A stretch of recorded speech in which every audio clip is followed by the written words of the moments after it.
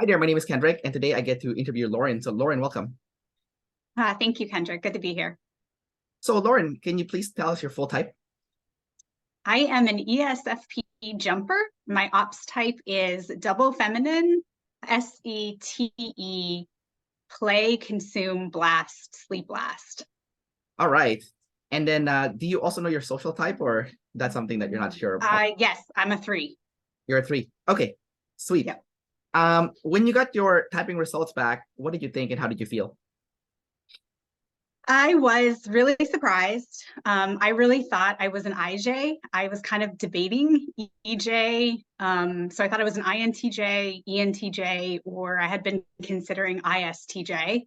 So I was super surprised to hear lead SE, savior play. I really thought I was play last. And but I was happy to hear or sort of validated in learning that I was TEFI. I was really confident about that axis, and kind of everybody that I've talked to within type saw that in me. So yeah, half of it was confirming and half of it was really surprising. Gotcha. And then did you feel like you were like an IJ because maybe you're a social 3? Because social 3 is IJ-ish, you know? So that could be part of it. I actually got a 30-minute audio from Dave walking me through it. And what he explained was it was basically process of elimination, and that they felt I was really balanced on a lot of my functions. And so they thought that explained for some of why I identified I identified with SE. I just didn't think it was my savior function. I thought it was a demon function that I'd worked on and developed sufficiently so that it wasn't a liability. And what Dave said with the double feminine was having masculine introverted functions makes me feel like an IJ on the inside. It makes me really identify with those functions a lot. And he said that introverted masculine functions are kind of wrestling with savior functions. And so I'm like, all right, I'm kind of trying that theory on. I can accept that theory because I really do feel, well, I feel like I don't show up similar to most IJs or most ESFPs that I know. So I'm kind of, I'm a hybrid of that. And I'm kind of thinking of it like ESFP plus a TJ. And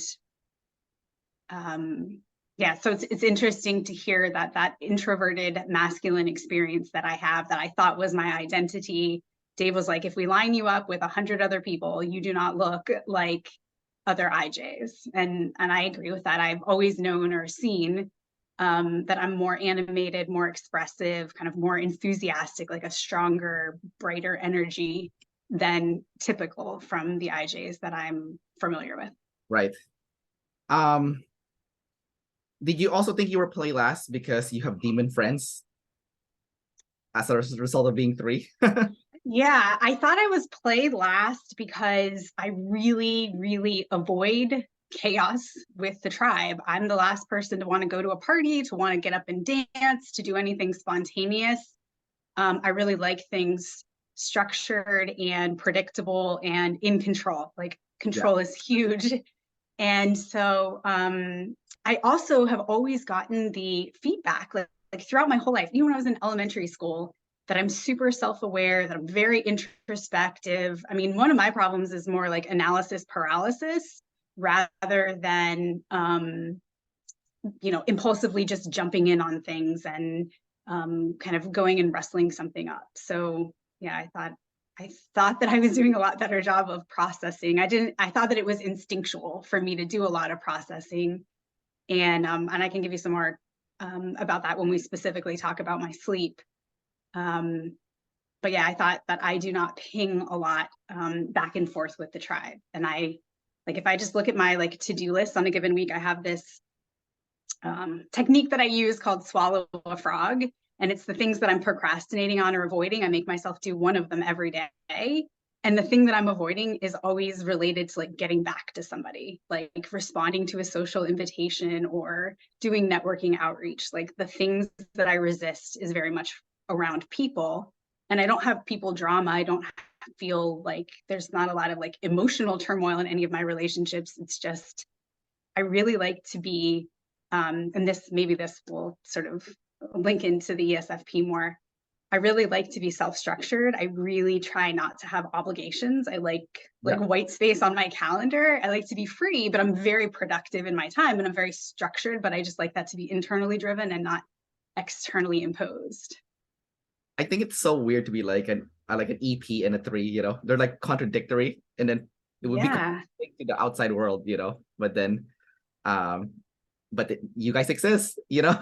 and And Dave was really surprised that I typed myself as a 3, you know, when you give them your guess. And so he went through each of my guesses and kind of said, oh, I can see why you would think that, but here's what we really see showing up more often in your typing video. And I guessed that I was a 3, and he was like, wow, that's, you know, excellent. Like a lot of people don't see that in themselves. And what I see with that is that I've always wanted to pursue like excellence and mastery at something substantive and technical. I've never wanted, you know, I mean, okay, everybody to some degree wants to be accepted and belong and those kind of things, but it's never been a defining part of my life. I've never spent a lot of energy on it. So, you know, from teenage years through, I'm almost 40 now, I can always see that I kind of had my obsessive topic that I was cultivating myself to be an expert in. And I really didn't care to like form a company and take my friends with me, like the 2s. I really don't care about being the best because I want to specialize in something and I want to be excellent and I want to be proud of that excellence, but it's not relative to anybody else. It doesn't matter. Like best means you're better than others. Like I really don't even measure myself against anybody else. I just measure myself against my own potential. And I really identify with the part of the 3 that like wants the structure around them. Like the reason I know I'm not entrepreneurial is I don't want to do a little bit of everything. Like entrepreneurs have to go do the new business development. They have to do the sales. Like I always just wanted to be on the technical part. And so I like being inside of an organization where I can do that specialization. right, I mean, I can see that, like us talking to you, like the way you talk compared to other ESFPs that I've spoken to, are there's a huge difference. Just being a social 3, maybe you're the first social 3 ESFP I've interviewed, actually, possibly. Okay. Yeah, I'll explain more later. Sure. Let's let's go over your animals. Let's start with play. Double feminine, SETE. Play, ST, getting things done. How do you personally experience that? Reporter talk, I guess, you know, but more scattered reporter talk. So I don't see the scattered and the channel changing in myself. I mean, I wish maybe I should like create a survey or something and send that out to friends and family and see if anybody else can see this in me. Because I kind of feel like I talk to people about like the things that I like and that I know about over and over. But my understanding of ST play is like pinging with the tribe, consulting the tribe, and that often people use humor when they're doing that, or like sort of baked in there.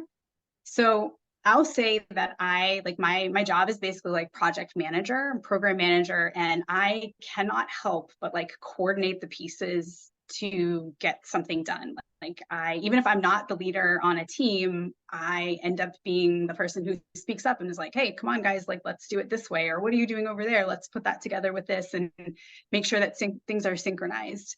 So I'm very consultative, like throughout the project to make sure that it's working for everybody. Not to like keep them happy, but because like I might have a blind spot where I'm forgetting something or I don't see something coming. So I tend to be really consultative to make sure that everybody's bought in, that the way we're doing it is going to be successful. And I encourage people to like speak up and say if they're, oh, I don't think this is going to work because you didn't think of this other, you know, angle or aspect. Like I don't ever approach something and be so convinced that the strategy that I've conjured in my own mind is like 1,000% going to be successful and is infallible. So I think I do a lot of consulting there. And I read something about like ST play, like before they make a big decision, they will often like consult the tribe. And I didn't realize that before, but now I see that I do that a lot. Like the bigger the dollar, the price tag on the purchase, the more friends and family I will consult. And I don't really say to them, like, what do you think I should do? I just present my case to them. I present my facts, and the conclusion but I'm kind of movable on the conclusion. Like, do you think that these three things add up to this conclusion? Do you think I'm tracking in the right direction here, that I'll be satisfied with, buying this type of car, for example? So I never come to my friends and family and announce that I have processed something internally and I've made a decision and, I'm moving forward with it. Like, I involve them much more in the, I don't know, like the pre-decisional phases. And then to speak to the humor part for a second, I really get accused of being too serious and not having like needing to lighten up. And that's something that I've worked on like throughout my 30s more, is to be more playful, to be more light and easier going. I used to like take things like way too seriously, especially like throughout my 30s. So I kind of have this theory that like I can accept the ESFP jumper type like as my natural state, my natural type. But I think I kind of lost a decade of life, like being more IJ than anything. And that was sort of like mid 20s to mid 30s.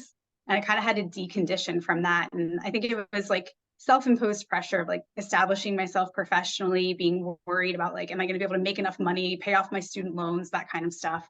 But I was super uptight and like round, what is the phrase? Wrapped around the axle. Right. Do you think that you are not as spontaneous and, trying to be more light and, be more loose and be lighten up because of the savior ego as a result of being a social 3? Because, if you present yourself a certain way, your true self, and someone makes fun of you for being your true self, then, that would hurt a lot, right? So especially if you have savior ego. And then you also have your sleep is last also. So it's not something that you're going to be presenting right on the front end of things, like your identity is in the back end, it's like double masculine sleep, right? Which we'll talk later. Do you find that could be a factor where you can't just like chill out, relax, just, plus the demon friends, obviously. I don't think I identify with the ego part of it, because I don't think I have any fear that if I'm my real self, that somebody will make fun of me. I really feel pretty oblivious to other people's like opinions about me. Like, again, I really feel like I have like quite negative feelings if I think I'm not reaching my potential, if I'm not learning and growing and contributing to what I'm capable of.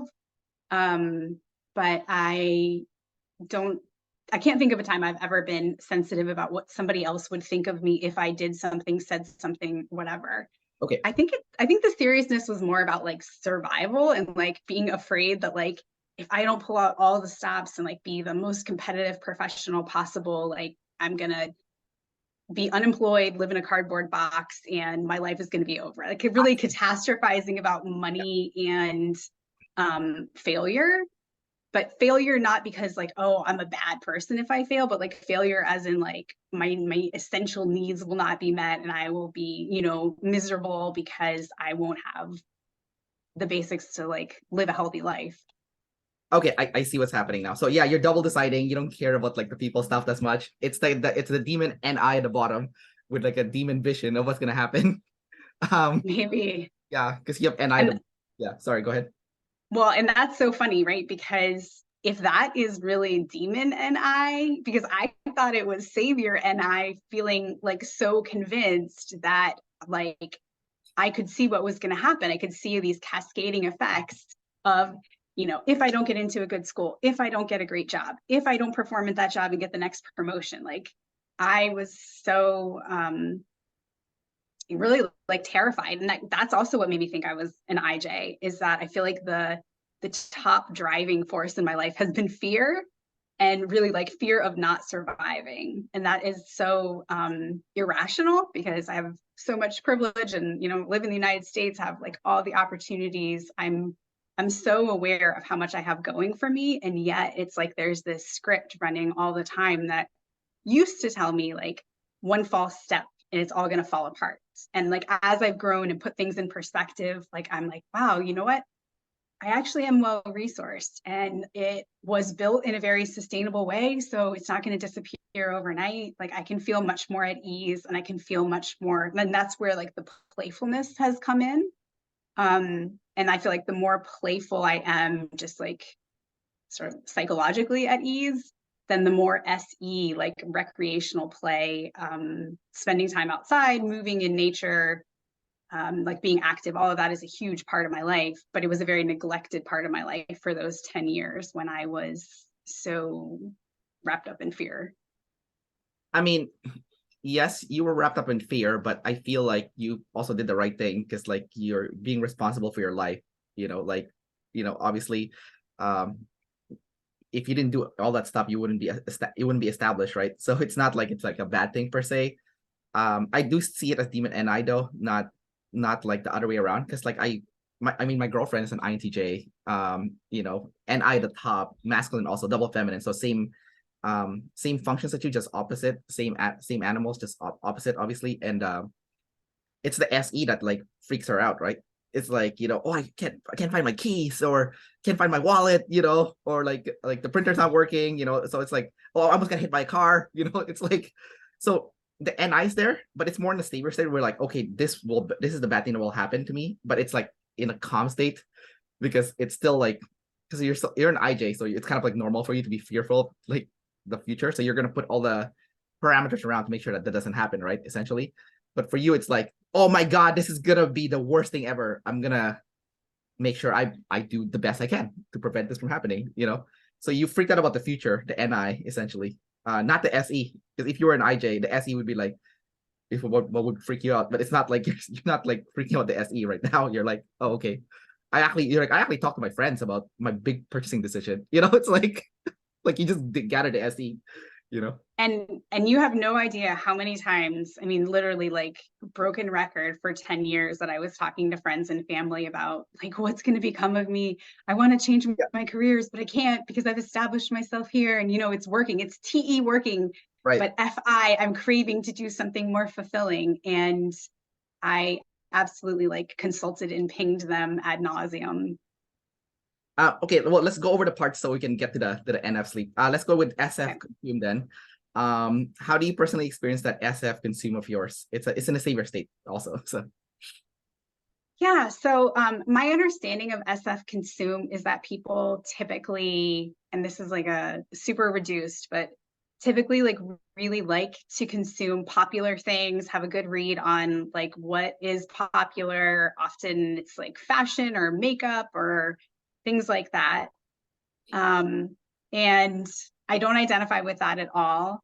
So I do identify with consume. I definitely identify with like being a voracious learner. I'm like, it is not a good day if I have not spent the majority of it learning. And that is reading and podcasts and, learning about personality theory, ops, those kind of things all feed into it. But the things that I consume are all like, it's a few categories, and they're all related to like a life problem that I'm trying to solve. So they all have to be like super practical. So career fulfillment, or I was teaching a class. I was a part-time professor at a university for a while. And so I would just read voraciously on the topic that I was teaching. And like, I already had the class, I'd already designed the curriculum. And still I felt like I need to be reading 20 books a year on this topic. So I definitely see the consume in myself in the sense of like my ratio of absorbing stuff to sharing it is like 20-1. I do really compulsively want to share it. Like at the end of a day, my partner and I, like the conversation is not usually like, how was your day? Or, did you have fun?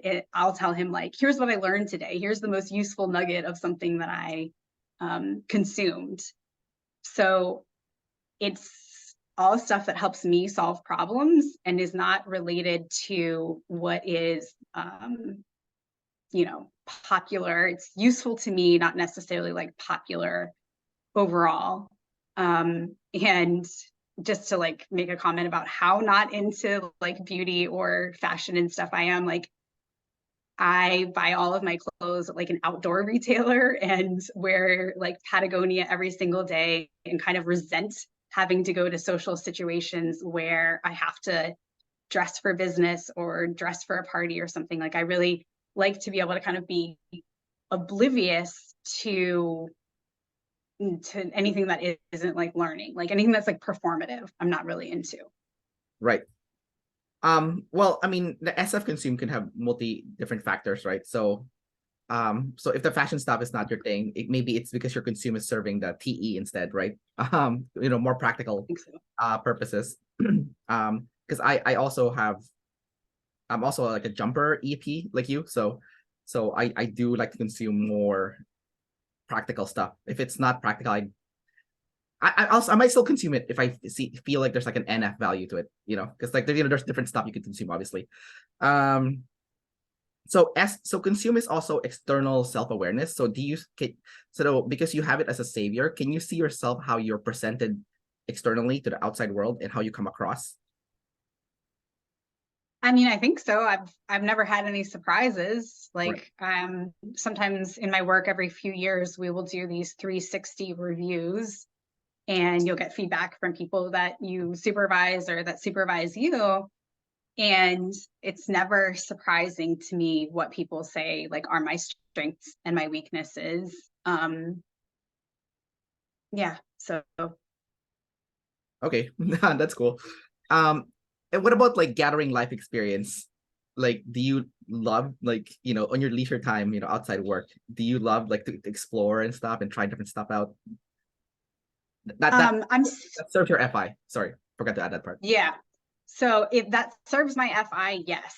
I'm very active, but like, here's an example. I love all things related to the coast. So my home base is in the Washington, D.C. area. That's where my work is based, but I'm mostly working remote.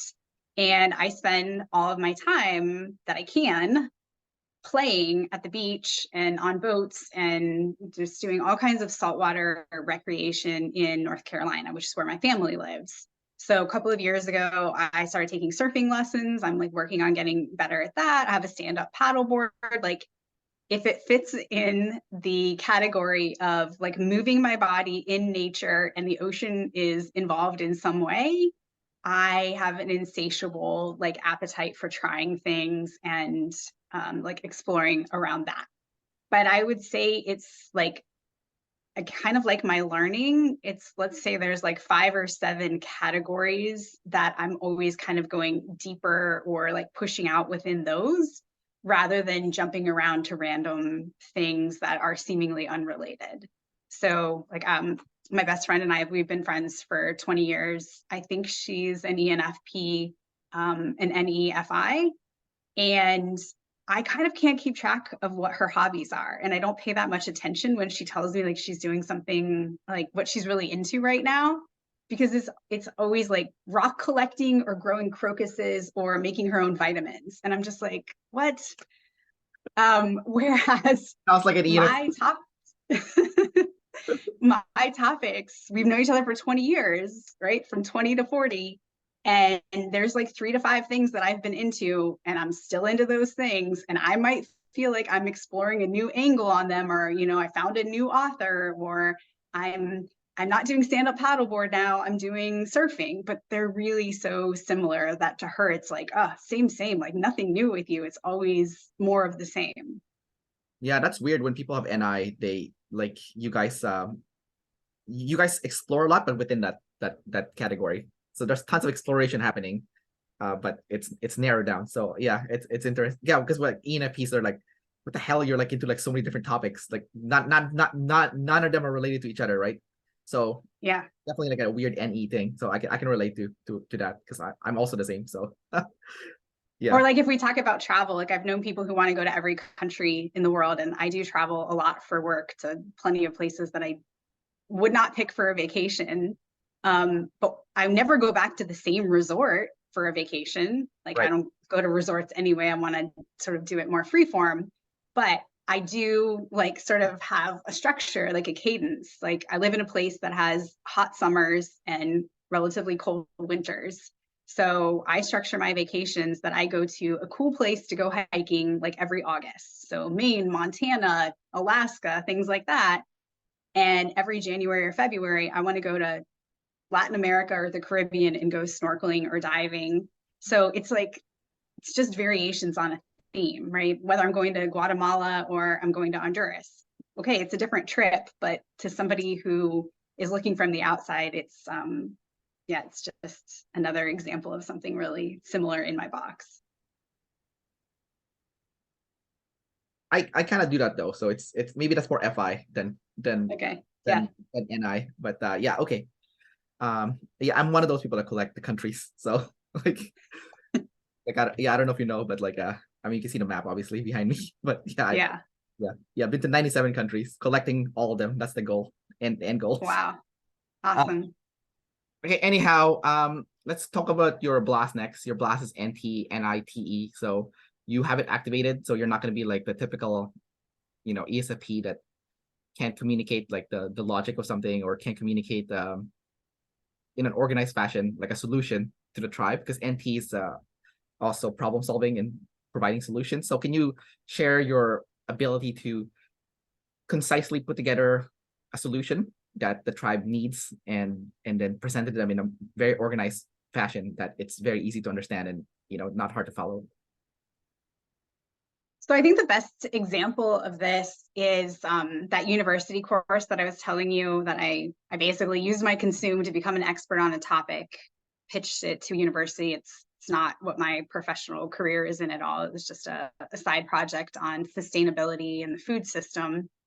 And it was great to like have that platform because it forced me to funnel the consume into nuggets and blast them out right in front of my students. And the thing that I struggled with constantly was I think I wasn't really blasting them. I think I was giving them a consume report because I always wanted to go over comprehensively everything I knew about the topic.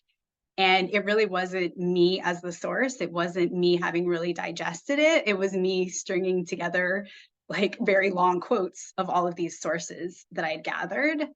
And I think that I have a tendency not to teach systems. Like I love to share what I've consumed, but I don't really think that I create and teach my systems because I think it's mostly just trying to transfer the consume.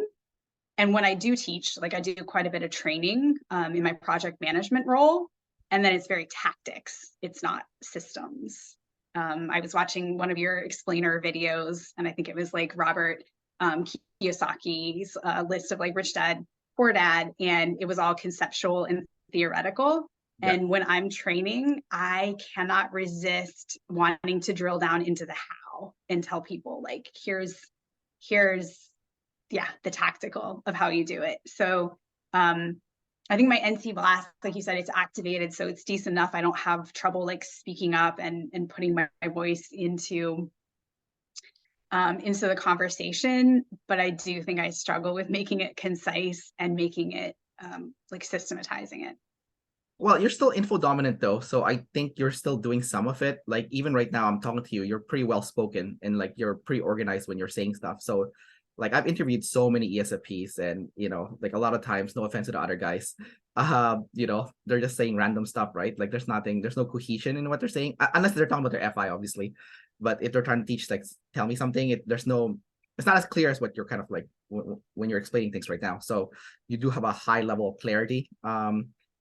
And I do see that with infodoms. So, some ESFPs I've interviewed with that are infodom can do that. And you're also high ST, right? So the clarity is on top of clarity. Infodom plus ST together is like the most clear as possible. Like no one's gonna guess what you're trying to say.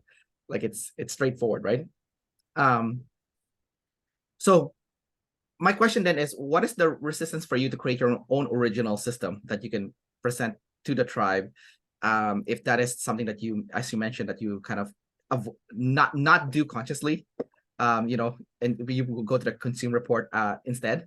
And do you know how to put together like an original system if you had to, like if you had to consciously put it together? Do you know how to do it? Like, because you do have it activated, so it's not like it's missing. It's the daemon, yeah. It's minor though, I don't know if I know how to. I mean, I'm questioning now. I'm like asking myself the question of like, have I ever really had an original thought, or is it all just sort of the organization of what I've consumed. And I feel confident if I've consumed something that agrees, you know, if I have 10 sources that all say the same thing, then I sort of adopt that as things that I'm convicted about. You know, obviously like not FI things, but like, let's say we're talking about, you know, successful project management, or we're talking about like how to create a more just and sustainable food system. Like, how I develop expertise in that is by doing like a literature review or talking to practitioners and surveying dozens, if not hundreds of sources and looking for the convergence of what everybody agrees works. And then I teach a summary of the TE, here's what works. So I don't think I have ever channeled something where it was new and original and it started with me and I just thought it up. Well, I mean, if it started with you, then that's a wrong way to go about it. Because like, you know, those INTJ people, they're doing it wrong. Like they're just pulling things out of their butt and making things up. So I mean, no offense to those guys, right? But like, you know, like you do, like, unless they're like, you do need to consume first. Like Dave is a good example of a consume last that does massive amounts of consume. That's why he can build the system, right? Like, so you do need the SE, and then you look for like what do they have in common, and then what do they have in common is pretty much, then that's a category that you create essentially with the NI, right? Like I can't do that. I don't have NI. I have NE, right? But like you guys could do that because like you have so many SEs, right? So if you look at all the SEs and you're like, what do they all have in common? We're like, oh wait a minute, they're kind of the same, you know? And then that's how you, and then I feel like when you use the word I summarize to the people, I feel like you're doing some of it already. I don't think it's complete, maybe because you're still young. Like we're just, I think we're the same age. Like I'm also in my late 30s, you know, so almost 40. So like I feel like maybe I should get older. You can chop it down even more, so it's like even more narrowed down, and you're like, aha, this is it, you know. But I think also maybe the reason why it's not complete yet is because you have NF sleep last, which I'm gonna pivot to now, because that I essentially, you know, like my hero David Goggins, he's the only guy I look up to. I don't look up to anybody except for David Goggins. He's the same type as you, and like he uses that freaking NF sleep last, but only because he's put himself in so much hardship that he could communicate it so clearly, right? So and it's cool that he did that, because now you guys have like a formula on how to access that sleep. It's not the easiest way to access it. It's a lot of pain to access it, because as you can see from what he does, like you don't have to copy exactly what he does with like the marathon or whatever, but like if you immerse yourself in so much like pain and suffering, you that's how you formulate the NI essentially. You know, he gave you the map. It sucks. The map, the blueprint sucks because it's painful. But it's there. So let's go over the parts of your NF sleep, okay? It's double masculine, so it's gonna be super aggressive and it's gonna be super confident, even though it's a demon. Let's cover the life purpose part first. Okay, so NF sleep is knowing what your meaning in life is, or what your purpose is. So with David Goggins, it's to be the hardest man in the world. That's kind of like his thing. I know it sounds terrible too in a way, but like but it's yeah. So what is kind of like, if you were to have a guess, because you know NI is all about guessing, right? What is your guess to what your life purpose is in your life, if you had to guess? Currently obviously this could change. Yeah. So I think that my personal purpose is to be the best version of myself that I can, basically to self-actualize. Right. And so my responsibility is to identify the obstacles to that and be brave enough to like face them, dismantle them, grow through them. And I'm very hard on myself in that regard, or relentless with myself in that regard. And I've always been about self-improvement, and it's, you know, why I'm attracted to type, because it gives language and dichotomies to kind of dissect those things. Right. So that's like me very personally. Me in the world, my purpose is to improve quality of life for others. So I work in international development, and that is all about reducing suffering, reducing poverty, and creating the conditions for all people to thrive and prosper and lead healthy lives. And so there's lots of different projects that I work on, but that's the core that is always the motivation for showing up and contributing, and it's the motivation for like wanting to pursue the excellence and mastery so that I can be an excellent practitioner, so that I can create more like better results and have a bigger impact, not for my ego, but for like being proud of like how much I've been able to improve things for others. And that's actually, I just want to, this is a little bit tangential, but that's how I realized that I was FI and not FE. My observation is that people who are FE like care, and they can name the human individuals that they care about, like they have names, and it's more like up close and individualized. And I noticed that FIs tend to care like about systems and about humanity in general. So like my whole life is dedicated to like improving the world for humanity, but I could not tell you any specific names of people that I've helped, right? It's been so removed and at a system level rather than a, individual intervention level. Right, right.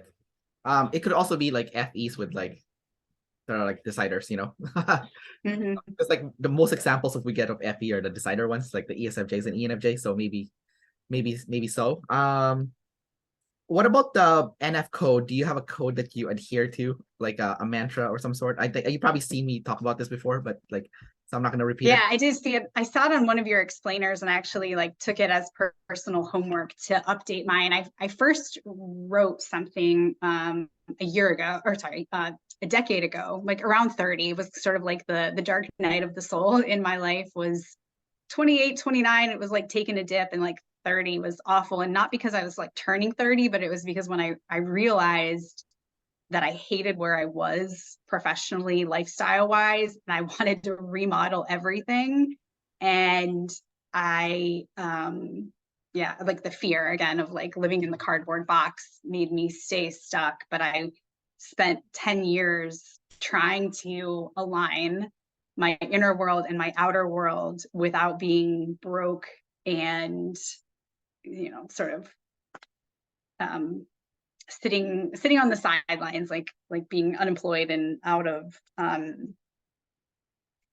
like sort of breaking everything down, having to start over. So my personal mantra, and this, I just got this like 3 years ago, but I do see how it is so SE. My mantra is seek aliveness, because whenever I have a decision to make, I want to make the one that is most growthful, that is like rising towards full expression of myself, the one that's more brave and courageous. I actually thought that I was preaching my demons to myself, because I thought it was like SEFI demons, but that is like the opposite. And I have a tattoo that's sort of similar. It says live intensely.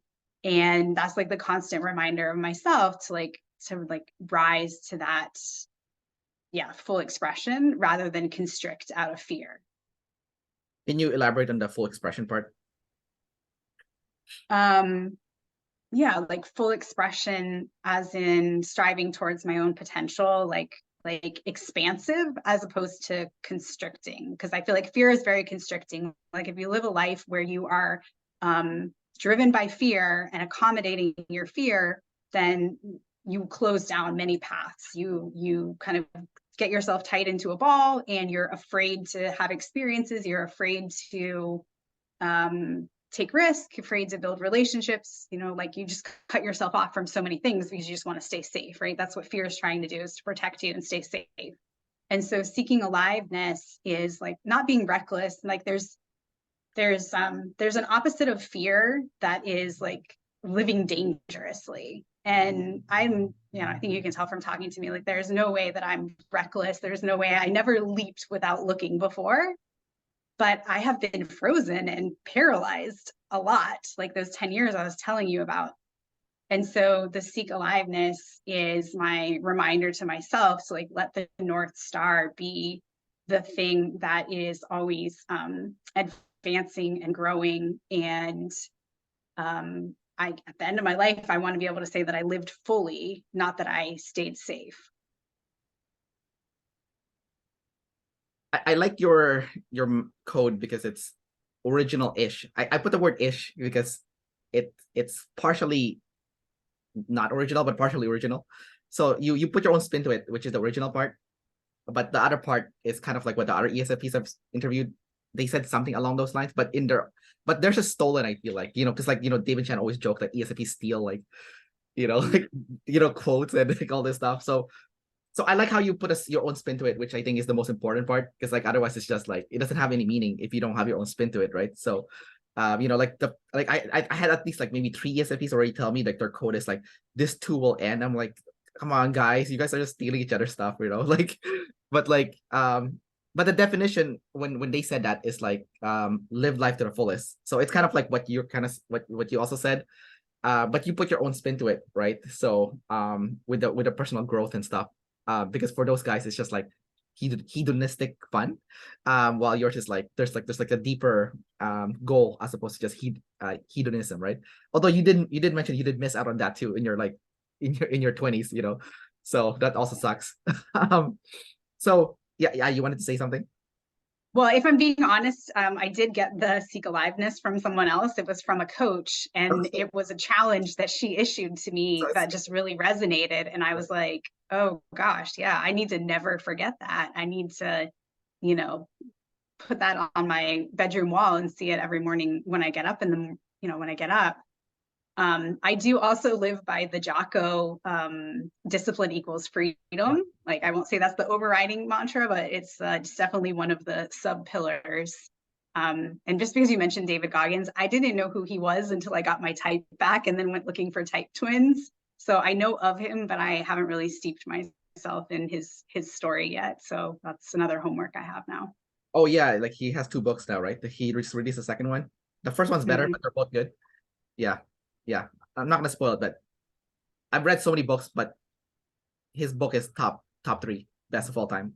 If Okay. yeah, top 3. I can't like I can't put like which is the best for the top 3, but they're all equally good. But it's in the top 3. Like it's a must read if you have FI, in my opinion. Yeah, especially if Demon FI, because he has Demon FI, right? Um, so the one thing that since I've been talking to you that I've noticed that's quite interesting and very contradictory is your lead play, but you act like your play last. I think that's like the best way to describe it. You're doing what the play last people are doing. I don't know if you saw my interview with the INTJ girl. She's play last. And basically what the consensus is with a lot of play last people. Not all play last people do this, obviously, because there's like different dimensions to each of your animals. There's like I would say there's 4, maybe 4 for each animal. So not everyone's gonna be missing each of the dimensions per se. So whatever you're missing could be different for another ESFP, but you're very controlled as a person.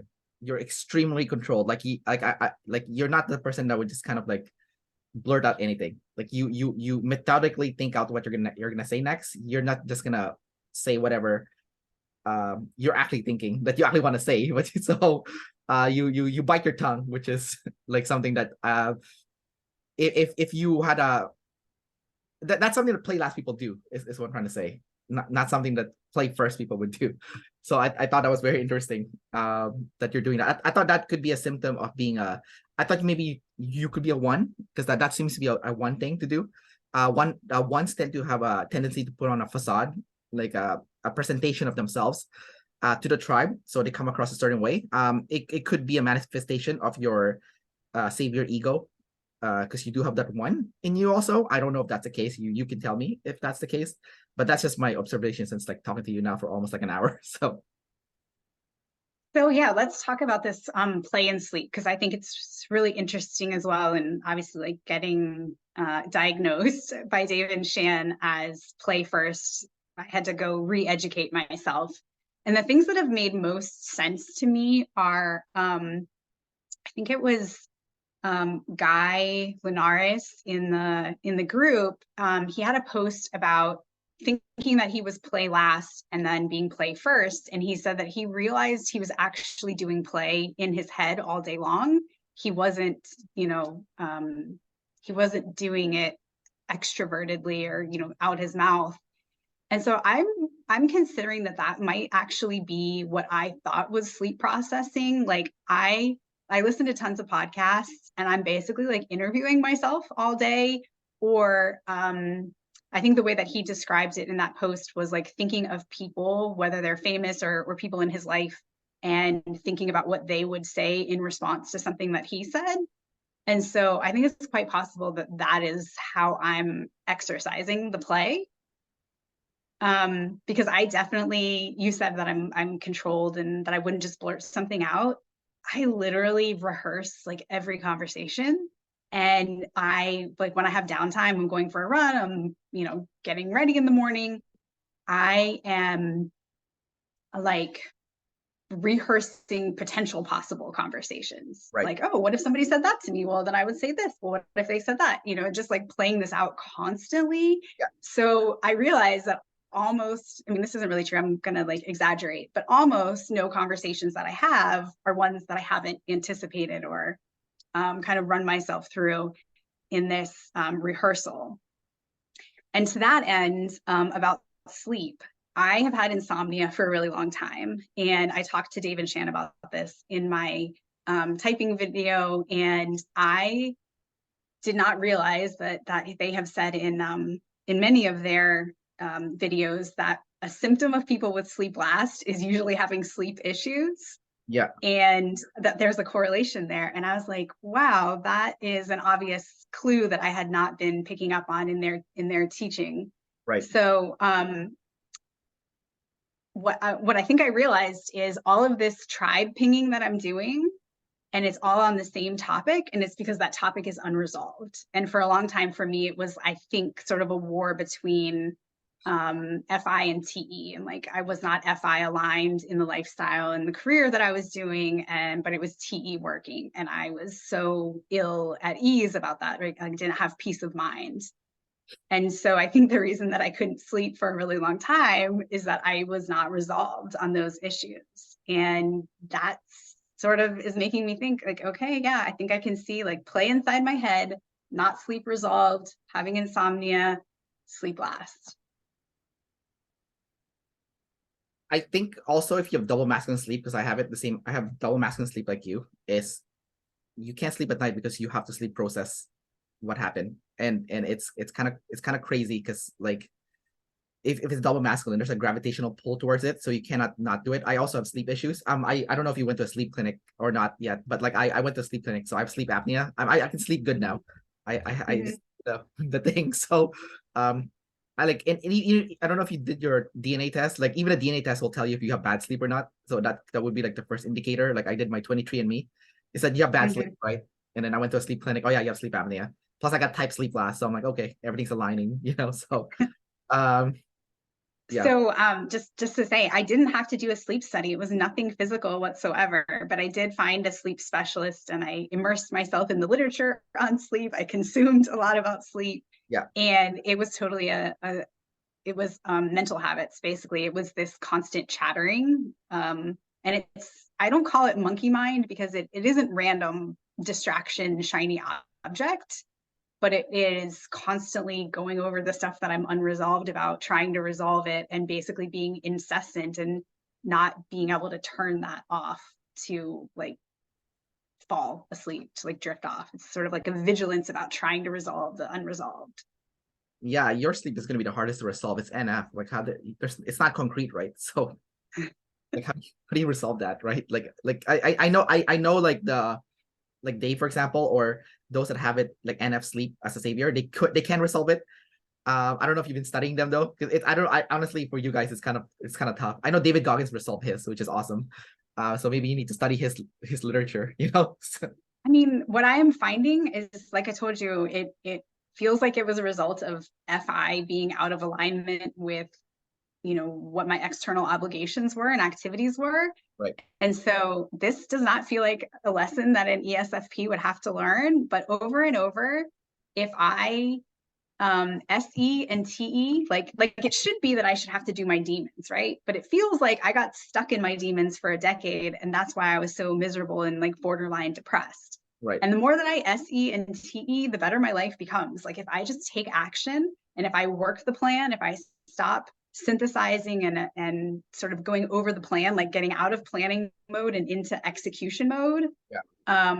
And so the more that I have made the changes that my FI felt called to make, the more peace of mind and more sort of whole and centered I feel. And that has done a lot to quiet my mind and be in the present. Okay. Oh, that's good. It's good that you got to the conclusion. My last question for you before we wrap this up is I'm not gonna ask you the sexual modality question because like I think it's kind of redundant now. I think everyone knows like tester, visual. Like you seem very visual, by the way. For some reason you give me that like very visual vibe. I was surprised about the tester. I thought I was. I mean, I was confident that I was visual, and I didn't know, what else, what would be the other. But I was a little surprised about tester. So Yeah. I'm not really into smells. That's not a thing, and I'm not very sensitive to smells. I'm more sensitive to noise in What the about sense taste? of like, what's that? What about taste? Um, I mean, I guess so. I worked in the culinary industry for 10 years. Like I'm a great cook and I do a lot of cooking, Okay. but uh I don't feel like I go through the world being like, well, let me taste that. But I guess maybe I do. Yeah, maybe in a spectrum, because like yeah, like the fact that you went there, because like what made you go there for 10 years? That's a long time, right? So Right. um okay, cool. So last question then is demon responsibility as a three. What is like what's that like and what are you doing about it? Like it sounds like you're doing stuff about it already, but I want to hear it from your own words. Well, okay. I mean, I think I'm still educating myself about this. So responsibility is like what the twos do, where they build the system and they take others along with them. Do I have that right? It's a mix of stuff. Like my biggest fear for threes is like the best example of a three that I would be scared of is a specialist doctor that fucked up like a surgery or something, and then they take no blame. Obviously, they're not gonna take any blame because they don't want to get sued, right? But they don't take responsibility that they just messed up someone because of a surgery. It's like no responsibility for your actions. Because I noticed like when I watch interviews of people that has high responsibility, like I'm into NBA for example, so I'm watching like post game interviews and stuff, and whenever someone would lose and they're getting interviewed, I can tell someone has like savior responsibility if someone says, "Oh, hey, you lost the game. You said this before. You were talking shit, and then now it bit it bit you back what you were saying before." And then the people with the savior responsibility is like, "I said it. I take ownership of it. That's it. They don't make excuses." Well, like the demon responsibility, they're getting called out by the press media and they're running away. They don't want to talk to them about it. They want to own that whatever they said. They don't take responsibility for their action, whether that be good or bad. Yeah. So it's not responsibility just for people, but it is definitely for people as well. So it's people and others. Like I have a friend, he's an ISTP. He refused to take responsibility for other people. He doesn't want to plan for other people. He doesn't want to set schedules for other people. He doesn't take responsibility for his own actions. Like if he was late or something, like he would blame something else. There's always like blaming everyone except for himself or something but himself, right? So that's kind of like the demon of the three. I don't know if you do that though, but like Yeah. I don't see the denying responsibility or, denying something that you've said or done that's caused a situation or any blaming. I definitely don't take responsibility for others. Like I'm an only child and my parents barely took responsibility for me, like in the sense of like tough love. Like they provided like, food and shelter and schooling, but everything else, like I was responsible for, creating my own life and my own self. And so I definitely don't step in to save people from their problems or to I don't feel obligated to like deliver a particular experience for other people. Um, so I read something like threes are the ones who will say, oh, that's not at my pay grade. Like they just stay in their lane. And I can see that less about the pay grade, but more about like I have no interest in building a fiefdom. I work in a bureaucracy, so like I have no interest in like collecting more responsibility. I only have an interest in increasing quality on the part that I've chosen to specialize in. So how would you react then if someone tries to pile on something different for you? Like you probably have some examples like at work where like, can you also do this, Lauren, for example?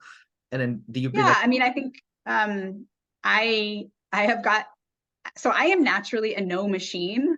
Yeah. I don't have any problem saying no thanks, or like declining invitations, or having boundaries, or managing up at work. So personal and professional, I would say no is probably one of my favorite words. Professionally, it was a little harder when I was younger because, you know, you have to ingratiate yourself with supervisors, and, you know, people want to like add extra things in. You know, I did what I needed to be position myself for the next promotion. And I was very self-oriented because I had massive student loans, and I was like, my purpose in work is to make as much money as possible to free myself from the debt so that I can shift to work that is more enjoyable and more aligned for me. And so I was laser focused on that strategic long-term goal, and doing the job, whatever the job entailed, and however kind of mission creep that became. I was like, whatever, you know, I'm just here to do the job to get the promotion. But now that I'm like in a position where I have no interest in climbing any further, there's nothing external more that I want to accomplish. It's just maybe more like, you know, I want to work on different things to learn different things. So I still do make professional moves, but they're pretty much all at the same level. Like, I'm not trying to ascend up the corporate ladder. And so I don't have a problem. I mean, I don't have a problem saying no, but I always try to be cooperative and make a suggestion about where a better place to put that responsibility is. Basically, like, transfer it to somebody else. You know, oh, I think that other team would be a better place to do that. If rather than just being like, no, and it's your problem to figure out what to do with this unmet need, right? I'm, you know, I play the office politics that are necessary to not just be seen as abrasive. Yeah, no, that's so good. I love it. I love how you pass the ball to someone. You're like, it's not like a no. It's like, I mean, it is a no, but it's like a tricky no. It's like a clever no, you know. He's like, that person would be so much better for this, you know. Like that's it's so good. Yeah, and I guess that's where your DE is also coming in, like, you know. And I totally, people on my team and other younger people, and especially women in the workplace, like, I try to teach them this all the time. Like, do not put things in your basket. Like, there's already enough there. Don't take on anybody else's, and be very judicious when other people try to put stuff in yours, because it's very difficult to get rid of it once you've taken it on. Right. Yeah. Yeah, no, I love it. So it's interesting hearing it from the opposite perspective, because I'm a 2, so I'm like, maybe I should be like doing some of that too. Like, you know. Anyways, we'll wrap up the interview here. So, Lauren, thanks for coming out and doing this interview and sharing more about yourself. And, you know, your type is, there's a lot of ESFPs, but a social type 3 ESFP is not common. So I think that's cool that people can see what you guys are like. So yeah, enjoy the rest of your day. Maybe do some like water stuff that you're into, you know. Definitely. I'm going out to sup here shortly. Thanks very much, Kendrick. I learned a few things from you just in this conversation, so really enjoyed it. All right, take care. See you.